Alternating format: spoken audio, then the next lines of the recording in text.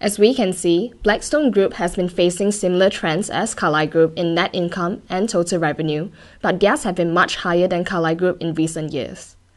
Thus, we conclude that despite facing similar adverse market environments, Carlyle Group's performance is subpar when compared to Blackstone Group's performance.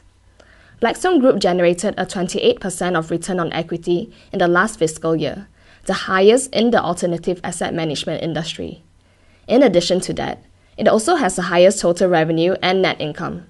In comparison, Carlyle Group generated only 13.9% of return on equity. Blackstone Group achieved these superior performances because they outperformed its competitors in the energy sector. It offloaded many of its exposure to oil prices in 2013 and 2014 and has diversified its overall portfolio to reduce risk. This is due to the flexible mandate and decisive competencies of Blackstone Group, which is designed to take advantage of a rapidly evolving investment landscape. In the end, less than a quarter of Blackstone Group's energy exposure is impacted by oil price. So what are the strategies implemented by Carlyle to target the current issues faced? Carlyle has implemented policies to lock up investors' cash for a decade, allowing the firm time to wait out rough patches to tackle the adverse environment. Despite that, the firm has been aggressively targeting pension funds because there was a general increase in pension fund allocations to make up losses suffered during the 2007-2008 financial crisis. In addition, with their open door policy and implementation of Jobs Act, which is Jumpstart Our Business Startups, Carlyle now market their funds to the public, accredited investors, and invest in startup firms, which is historically impossible. Besides the strategies implemented, Carlyle's competencies have assisted them in addressing the issues.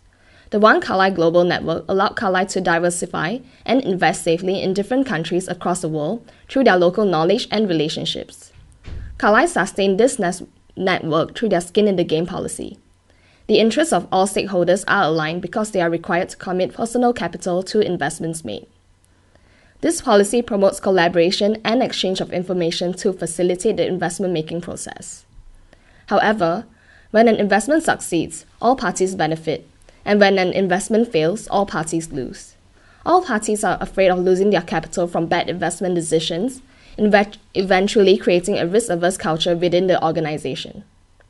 Given that there are less profitable investments in the current adverse business environment, Carlyle reduced their investments more compared to their peers. The additional capital received from their previous strategies combined with a misalignment with their core competency transformed into a liability for them as the business environment worsened. In the end, the dry powder issue worsened and Carlyle Group experienced subpar performances compared to their competitors.